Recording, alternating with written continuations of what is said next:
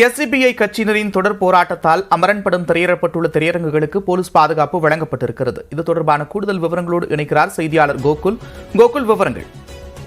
அமரன் திரைப்படம் திரையிடப்பட்டிருக்கக்கூடிய திரையரங்குகளுக்கு தமிழகம் முழுவதும் காவல்துறையோட பாதுகாப்பு வழங்க உத்தரவிடப்பட்டுள்ள நிலையில வடபள்ளியில் இருக்கக்கூடிய கமலா திரையரங்குக்கு காவல்துறையோட பாதுகாப்பு ஆனது வழங்கப்பட்டிருக்கிறது.